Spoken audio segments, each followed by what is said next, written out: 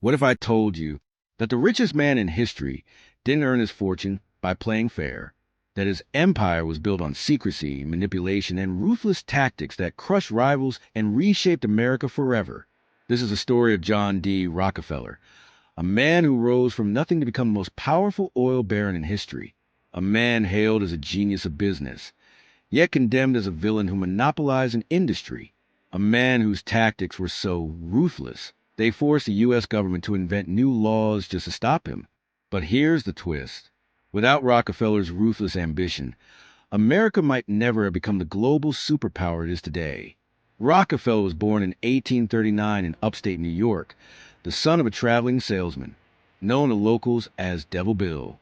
His father was a con man, selling fake miracle potions, often leaving the family struggling to survive. John grew up learning two things. Money is survival.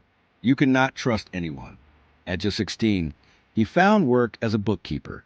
He studied numbers obsessively, noticing patterns others ignored. To him, profit wasn't just money. It was discipline, precision, and control.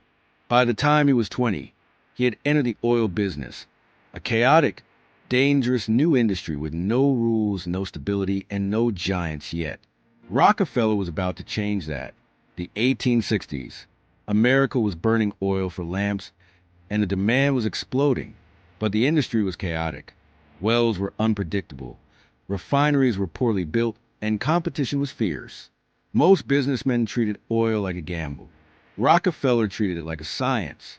He built one of the most efficient refineries in Cleveland. While others wasted profits on risk, Rockefeller reinvested every cent into expansion. And then came his first ruthless tactic: eliminate waste. He demanded efficiency in every drop of oil, every barrel, every transport. Those who failed his standards? Crushed. He wasn't content to be another oil refiner. He wanted to own the entire industry. By 1870, Rockefeller had a problem. Oil was useless unless it reached markets, and railroads controlled transportation. But Rockefeller wasn't about to let railroads control him. Instead, he made a secret deal, an arrangement so ruthless it shocked his competitors. He promised railroads an enormous flow of business in exchange for special rebates. He would pay less than his rivals to ship oil. And to make it even more brutal, he demanded drawbacks, meaning railroads paid him rebates even on a competitor's shipments. In short, every time his rivals shipped oil, Rockefeller got paid. This was the first step in his strategy: strangle rivals before they had a chance. In 1870, Rockefeller formed the Standard Oil Company. The name was deliberate. Standard suggested purity, reliability, and trust. But behind the name was a war machine. Within a few years, Standard Oil controlled nearly every refinery in Cleveland. How? Through Rockefeller's second ruthless tactic: absorb or destroy. He would approach competitors with a choice: join Standard Oil and profit, or fight Standard Oil and be ruined. Most chose to sell. Those who didn't found themselves bankrupt. By the late 1870s, Rockefeller controlled 90% of the oil refineries in Cleveland. It wasn't luck. It was methodical, calculated, ruthless. As his empire expanded, Rockefeller created something new: the Standard Oil Trust. Dozens of companies, all controlled by one central board. This was revolutionary, a prototype to the modern corporation, but was also dangerous. By uniting under the trust, Rockefeller effectively controlled an entire industry: prices, supply, transportation, everything. And yet, he kept prices low for consumers. Why? Because a monopoly wasn't just about crushing rivals. It was about appearing untouchable, even benevolent. This was Rockefeller's genius. He built an empire that looked like progress, but behind the curtain, it was pure domination. Now, let's break down the playbook of Rockefeller's ruthless tactics. Predatory pricing.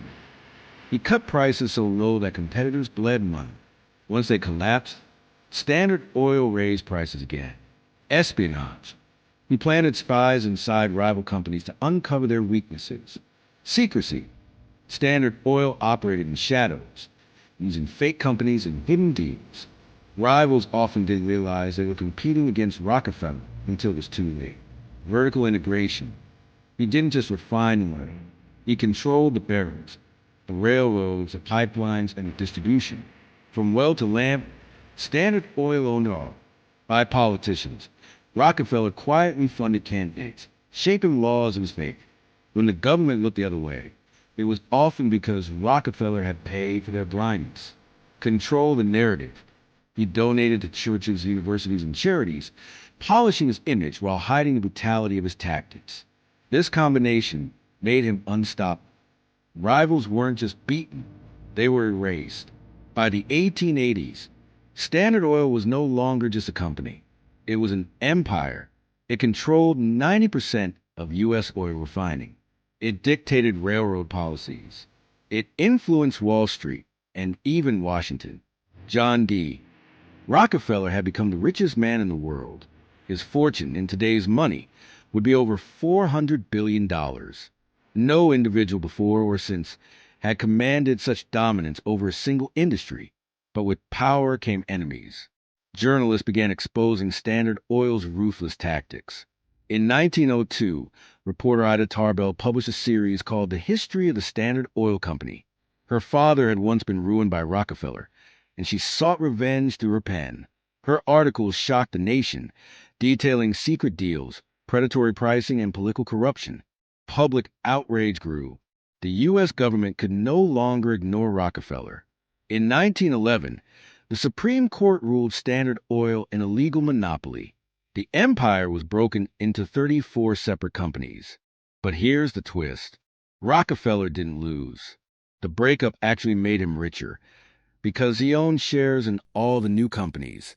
Standard Oil's fragments became Exxon, Chevron, Mobil giants that still dominate energy today. Rockefeller retired a billionaire and turned to philanthropy. He donated hundreds of millions to universities, medical research, and education. He funded the creation of the University of Chicago. He bankrolled breakthroughs in medicine that saved millions of lives. To some, he transformed from villain to benefactor. To others, his charity was only possible because of decades of ruthless exploitation. His name remains one of the most controversial in history. Was John D. Rockefeller the greatest businessman of all time, or the most ruthless monopolist who ever lived? John D. Rockefeller proved that success at the highest level often comes at a price. His tactics rewrote the rules of business. His empire reshaped America, and his ruthless ambition set a precedent for every corporate giant that followed. Love him or hate him, one truth remains. Rockefeller didn't just play the game of business. He invented it.